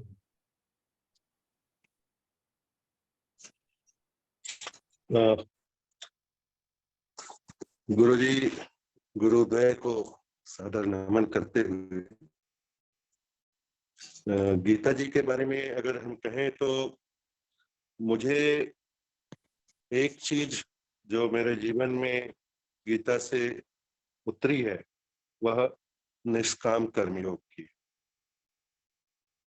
उसका अभ्यास कर रहा हूँ, अभी उस तक पहुंचा हूँ ऐसा मैं नहीं कह सकता, लेकिन उसके अभ्यास करने से एक फायदा जरूर हुआ है कि जो भी कर्म हमें लगता है अंदर से सही है, उसको करना चाहिए, उसकी दिशा में हम आगे बढ़ते हैं। और उसके बाद अगर कोई भी कुछ कहता भी है तो उससे फर्क नहीं पड़ता है, उस दिशा में हम अपने को रोक नहीं पाते, हम जरूर आगे बढ़ते चले जाते हैं, भले ही उसके फल की आशा हम नहीं करते और फल हमारे अनुकूल हो या प्रतिकूल हो, हमें उससे कोई फर्क नहीं पड़ता है। ऐसा मेरी अपनी जिंदगी में जरूर मुझे लगता है कि इसकी दिशा में हम आगे बढ़े हैं।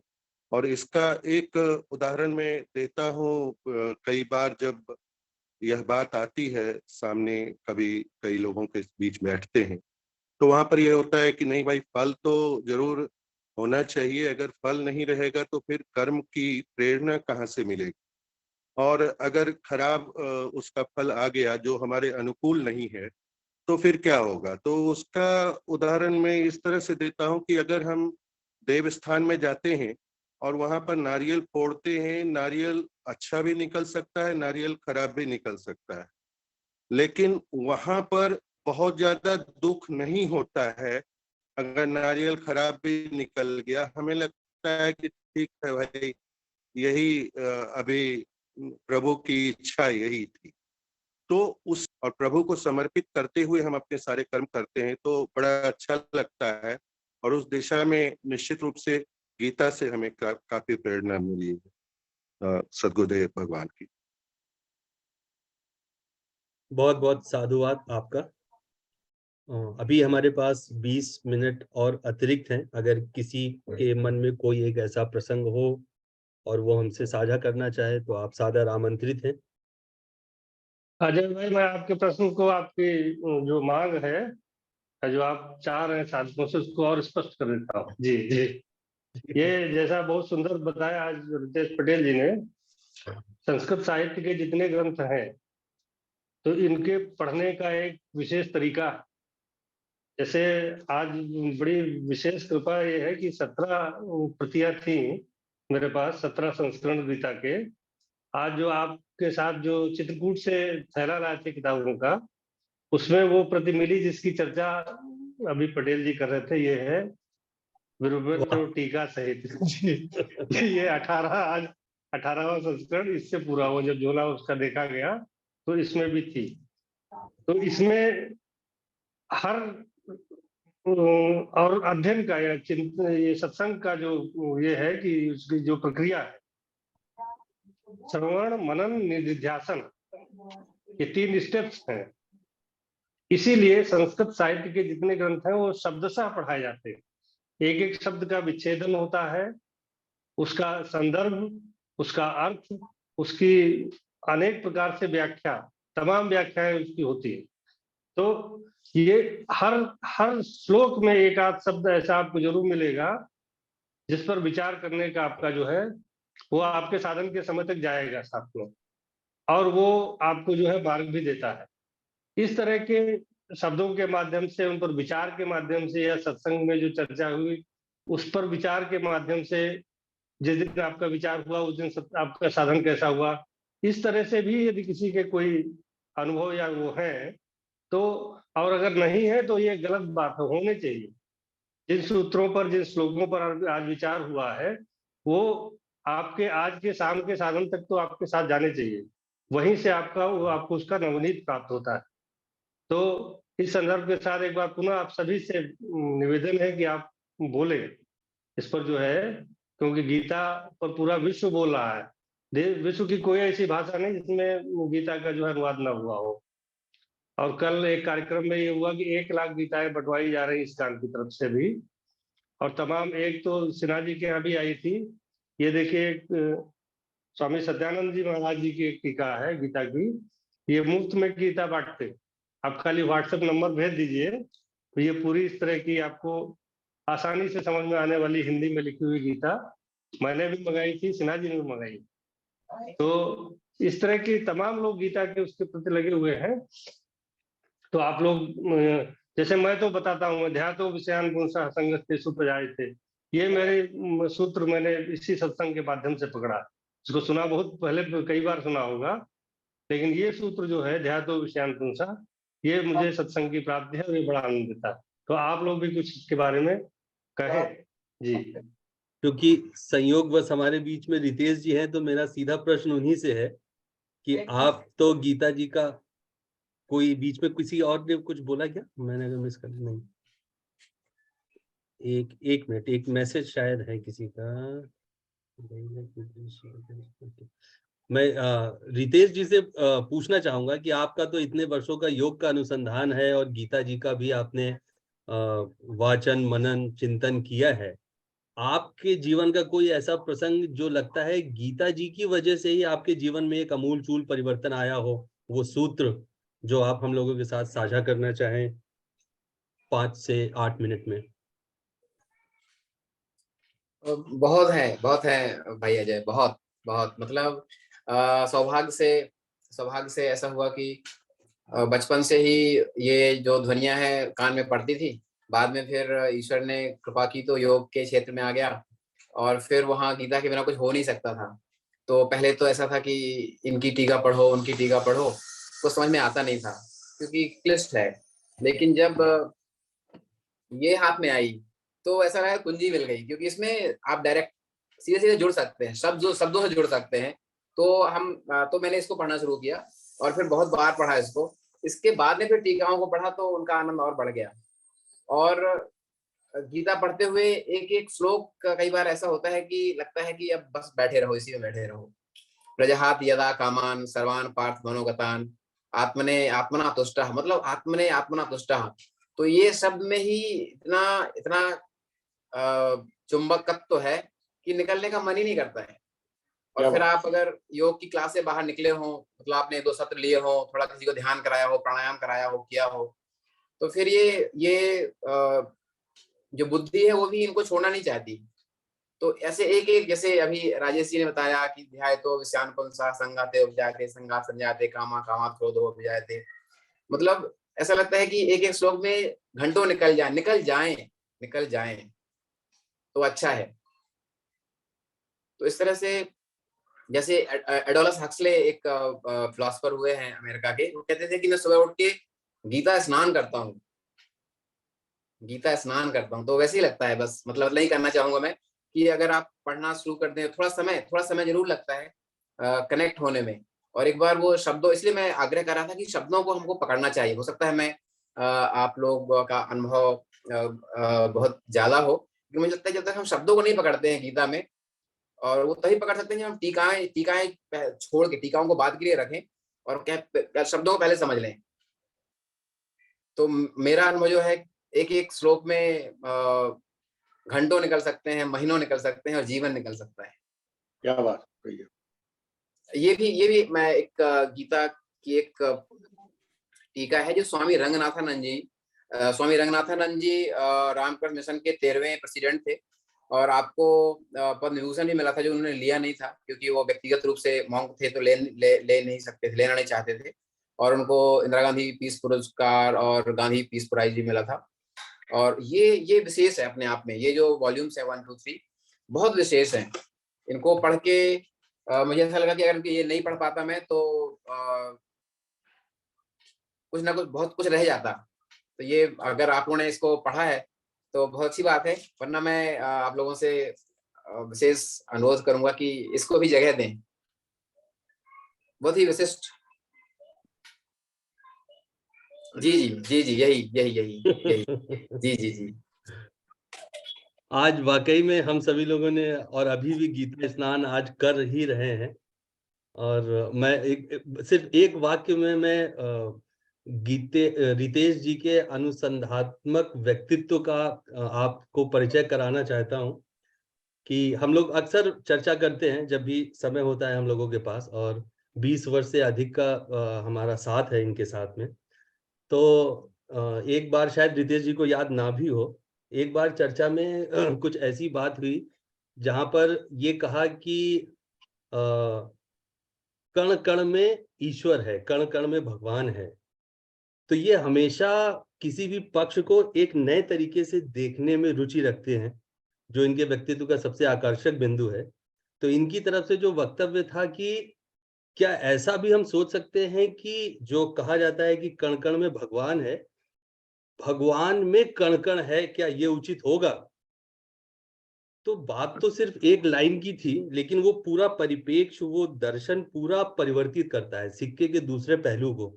तो जो गीता जी का आज महात्मा और अपने जीवन में गीता जी को उतारने की जो एक प्रयास हम लोग कर रहे हैं, उसमें कहीं ना कहीं उस दूसरे पहलू को, जो शायद कई बार एक सदगुरुदेव ही वो मार्ग दिखा सकते हैं, वो पक्ष अगर किसी रूप में हमें संकेत रूप में दिखना शुरू हो जाए, वो स्पर्श करना शुरू हो जाए, तो एक अमूलचूल परिवर्तन गीता जीवन में कर सकती है। तो आज का ये सत्संग अपने निर्धारित समय की ओर बढ़ता हुआ, गुरु जी अगर कुछ कहना चाह रहे हो, उन्होंने अनम्यूट किया है अपने आप को, तो हम लोग प्रार्थना करेंगे गुरु जी अगर कुछ कहना चाह रहे हो तो उनसे अनुरोध है। गुरु जी आप कुछ कहना चाह रहे थे, आपने अनम्यूट किया अपने आप को।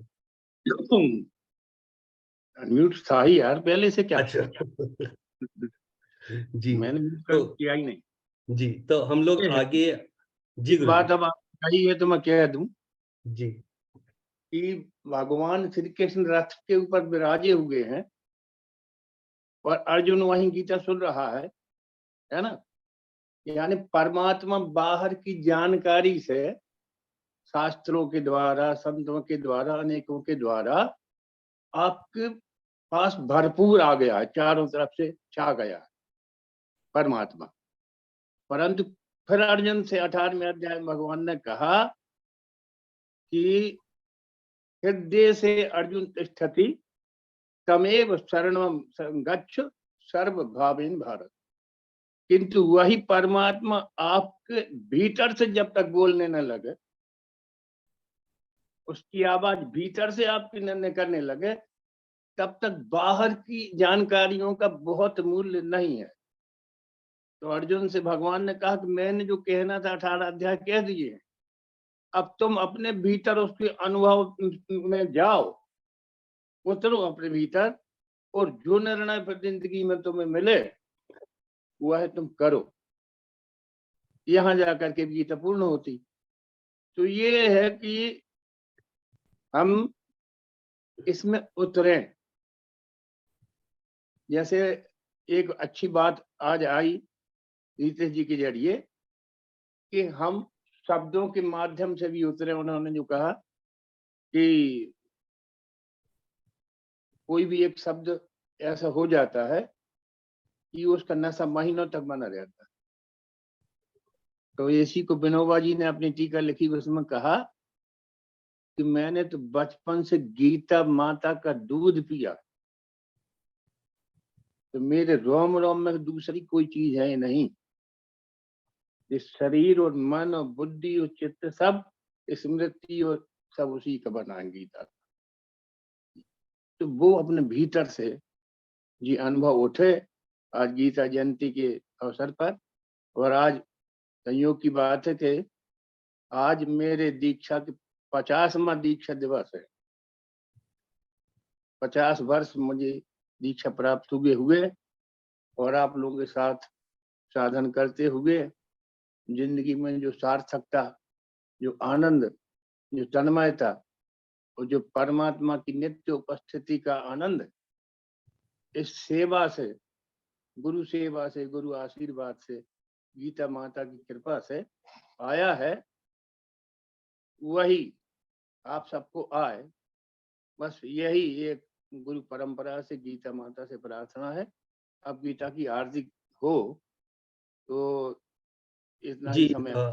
सबसे अधिक गीता जी के संस्करण जहां उपलब्ध है, आरती भी वहीं हो, ऐसी मेरी अभिलाषा है। और आरती का गायन आदरणीय आरती गुड़िया सब दीदी जगह करें। सब लोग करें अजय। जी, सब लोग वहां से हम लोग देख सकते हैं, सब लोग अपने अपने स्थान पर गीता जी की आरती करें। और आदरणीय गुड़िया दीदी से अनुरोध है कि आप उसका गायन करें, गीता आरती का। जी जरूर भैया। बस महाराज जी को प्रणाम, देवेंद्र गुरु जी को प्रणाम, आप 30 सबके श्री सेकंड का चरणों समय में दे बहुत दें बहुत सबको प्रणाम। तैयारी के लिए। चाहे जी आरती जी बना बिल्कुल ले, बिल्कुल, आरती जैसे ही बना आप ले। बोलेंगे तभी शुरू होगा। बिल्कुल। वही है वो रखी ना।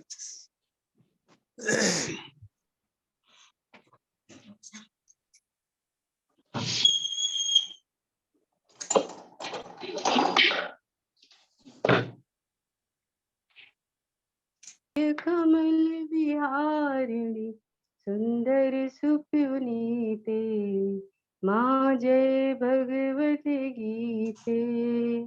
कर्म सुमर्म प्रकाशिनी कामा शक्ति हरा, माँ कामा शक्ति हरा। तत्व ज्ञान विकाशिनी, तत्व ज्ञान विकाशिनी, विद्या ब्रह्म परा, माँ जय भगवत गीते। निश्चल भक्ति विधायिनी निर्मल मलहारी, माँ निर्मल मलहारी। शरण रहस्य प्रदायिनी, शरण रहस्य प्रदायिनी, सब विधि सुखकारी, माँ जय भगवत गीते।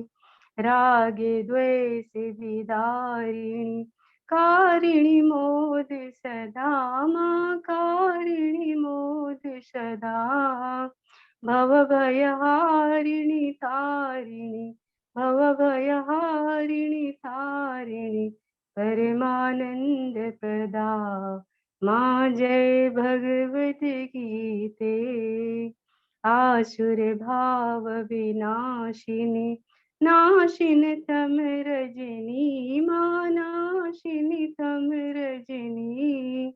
देवी सद्गुणदायिनी देवी सद्गुणदायिनी हरि रसिका सजनी माँ जय भगवत गीते। समथा त्याग सिखावनी हरि मुख की वाणी माँ हरि मुख की वाणी।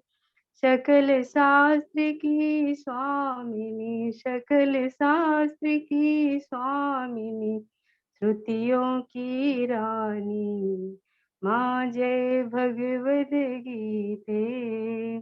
दया सुधा बरसावनी मातु कृपा कीजय माता मातु कृपा कीजय। हरिपद प्रेम दान करे प्रभु पद प्रेम दान करे अपनों कर लीजे माँ जय भगवद गीते। जय भगवद गीते माँ जय भगवद गीते।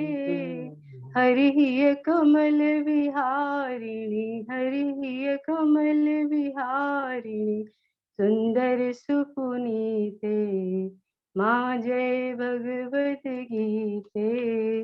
माँ जय भगवत गीते माँ जय भगवत गीते। सद्गुरुनाथ भगवान की जय। जय। गीता माता की जय। गीता माता की जय।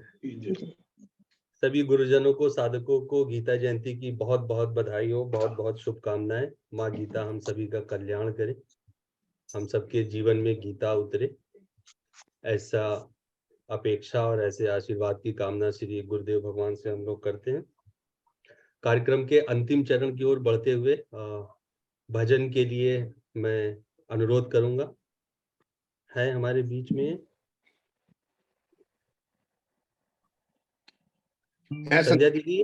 संध्या दीदी जी, आपसे अनुरोध है कि कार्यक्रम का अंतिम चरण आपके सुमधुर कंठ से भगवान का एक सुंदर भजन और इसके साथ हम कार्यक्रम की समाप्ति की ओर बढ़ेंगे।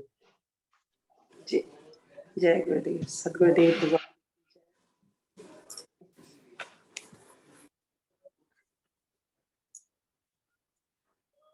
तन को जल से धुलाना सरल है मगर तन को जल से धुलाना सरल है मगर मन को निर्मल बनाना बड़ी बात है।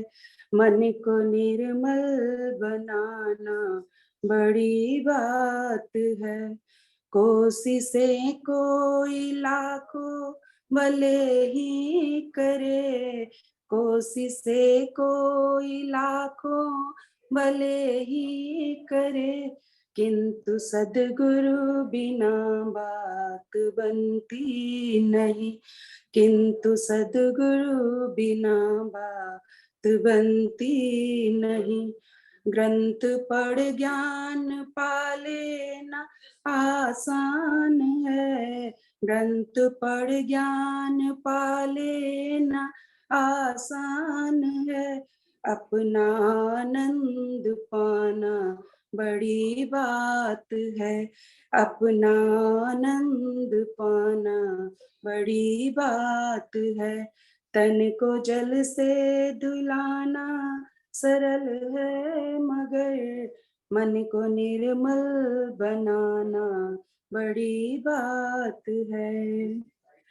पंथ में वेश में देश परदेश में पंथ में वेश में देश परदेश में चित्त रहता फंसा राग अरुदेश में चित्त रहता फंसा राग अरुवेश में, दिल किसी का जलाना कठिन ही है क्या, दिल किसी का जलाना कठिन ही है क्या, ज्ञान दीपक जलाना बड़ी बात है, ज्ञान दीपक जलाना बड़ी बात है, तन को जल से धुलाना सरल है मगर मन को निर्मल बनाना बड़ी बात है।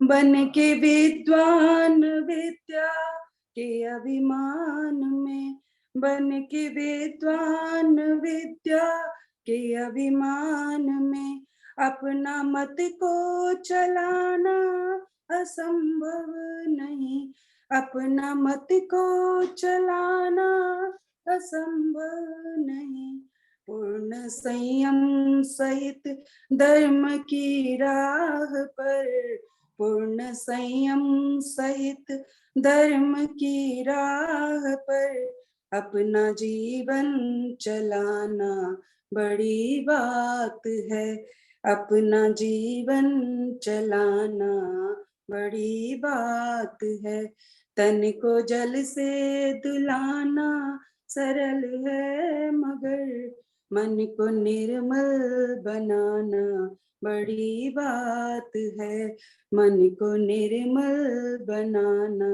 बड़ी बात है, मन को निर्मल बनाना बड़ी बात है। सद्गुरुदेव भगवान की जय। जय। बहुत सुंदर संध्या बहन, आज की पूरी चर्चा को आपने शीर्षक दे दिया अपने इस गीत से, आपका बहुत बहुत आभार। हम सभी साधकों की तरफ से मैं पुनः रितेश जी का बहुत बहुत अभिनंदन और आभार व्यक्त करता हूं। जब भी आपको समय मिले हम सब लोग अपने आप को सौभाग्यशाली समझेंगे, आप इस सत्संग में हम लोगों के साथ जुड़िए। गुरु जी के मार्गदर्शन में फिर से कोई सुंदर चर्चा, कोई विषय लेकर आपके साथ फिर उपस्थित होंगे। गुरु जी के चरणों में सादर प्रणाम। दिसंबर में अवकाश हो तो काशी आवे। जी बिल्कुल, जी बिल्कुल, निमंत्रण स्वीकार कर रहे हो। 24 से 26 के बीच में हम लोग यहाँ 24 से 26 दिसंबर रितेश जी बनारस में अपनी गुरु परंपरा का एक साधन शिविर होता है, जिसमें जिसके लिए भी संभव है वो साधक वहां पहुंचते हैं।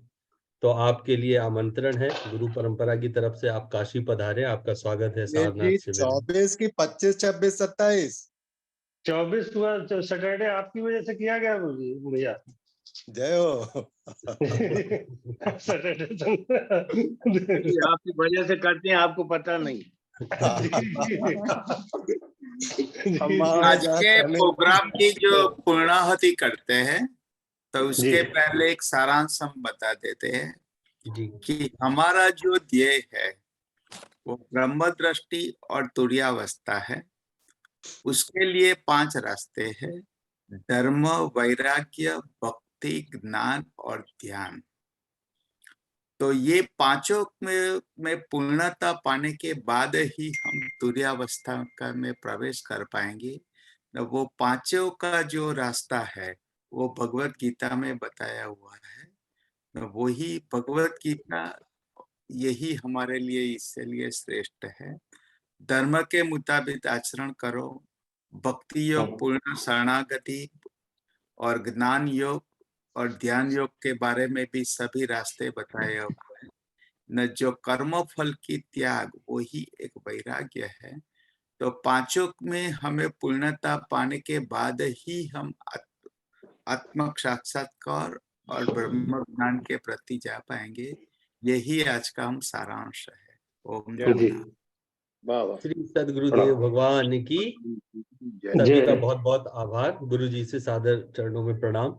आज का कार्यक्रम पूर्ण करने की गुरु जी से अनुमति चाहते हैं। ये रिकॉर्डिंग मैं सभी के साथ शेयर कर दूंगा। श्री सद्गुरुदेव भगवान की जय। देवेंद्र भैया जी प्रणाम। प्रणाम गुरु जी। महाराज जी प्रणाम। देवेंद्र गुरु जी प्रणाम। सबको प्रणाम।